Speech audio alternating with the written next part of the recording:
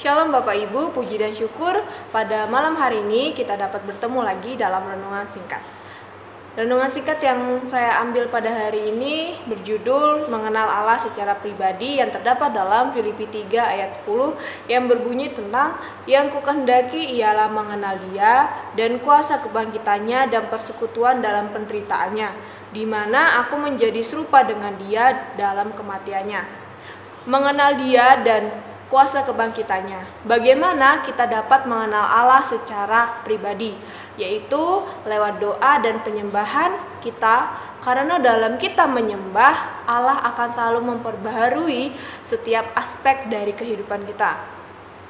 Doa dan penyembahan merupakan komunikasi antara Allah dengan kita, di mana komunikasi tidak boleh terputus, karena di saat-saat yang indah seperti itulah kita membangun suatu persekutuan dengan Tuhan.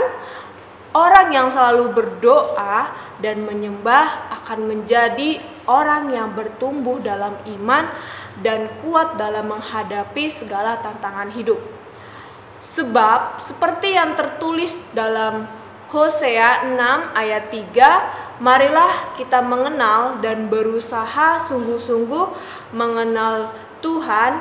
Ia pasti muncul seperti fajar, Ia akan datang kepada kita seperti hujan pada musim yang mengairi bumi. Hujan adalah gambaran dari Roh Kudus. Roh Kudus akan selalu bekerja dalam kehidupan kita.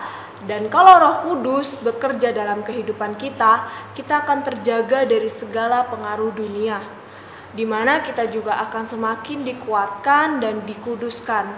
Kondisi rohani kita pun akan mengalami pengalaman-pengalaman yang indah dengan Tuhan yang sebelumnya belum pernah kita alami, tetapi karena kita dekat dengan Allah, kita membuka hati kita dan menerima Allah secara pribadi, kita membangun persekutuan dengan Allah dengan berdoa dan menyembah, maka kita mendapatkan pengalaman-pengalaman baru yang kita rasakan di dalam hidup kita selama ini, dan kita harus mendekatkan diri kepada Tuhan. Yang kedua adalah mengambil bagian dalam penderitaan Kristus dengan menyangkal diri.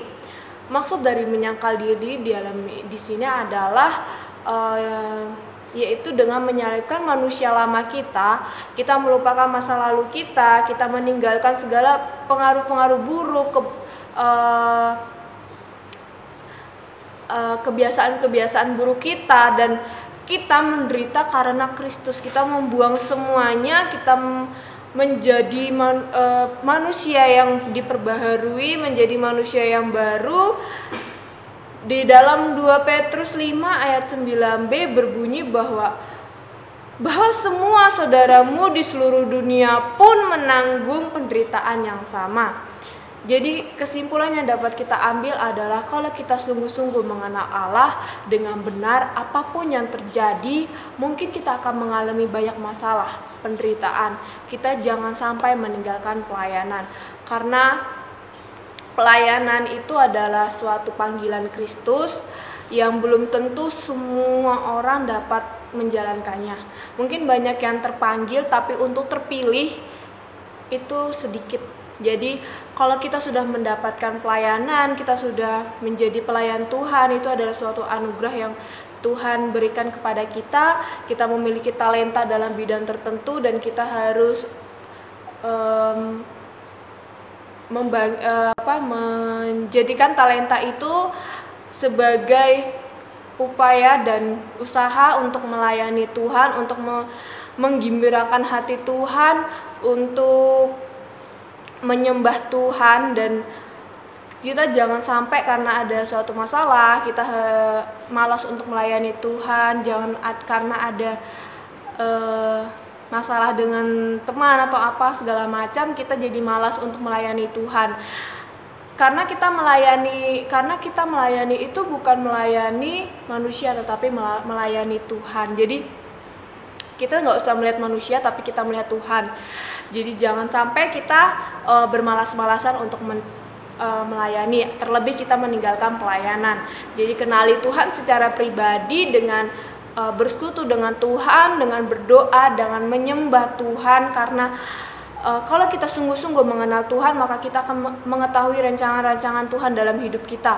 Dan kita harus, Tuhan memperbarui aspek-aspek kehidupan kita, dan kita mengerti bahwa rancangan Tuhan itu yang terbaik buat kita. Jadi apapun itu kita harus setia dalam melayani Tuhan, setia dalam melakukan segala hal, dalam melakukan firman Tuhan, dan melakukan hal yang berpositif bagi lingkungan kita, bagi sekitar kita. Karena itulah yang Tuhan kehendaki dalam kehidupan kita, karena itulah tujuan hidup kita untuk hidup dalam kekristenan. Segitu yang dapat saya sampaikan pada renungan pada malam hari ini. Mari kita bersatu dalam doa. Bapa kami yang ada di surga, terima kasih atas berkat-Mu. Pada malam hari ini kami telah mendengarkan renungan singkat Bapa. Bapa, berkatilah kami Bapa, biarlah kami hidup dekat dengan-Mu saja Bapa, biarlah kami mengenal Engkau secara pribadi Bapa. Berkatilah kehidupan kami Bapa, pribadi lepas pribadi. Kami yakin dan percaya Engkau selalu ada di samping kami Bapa. Terpujilah nama-Mu. Kami bawa dalam doa semuanya Bapa, bangsa dan negara kami Bapa, pribadi kami Bapa, keluarga kami juga Bapa, Engkau turut campur tangan. Terima kasih berkat-Mu yang melimpah bagi kami, hanya dalam nama Bapa, Putra dan Roh Kudus, yaitu Tuhan kita Yesus Kristus. Haleluya, amin. Terima kasih.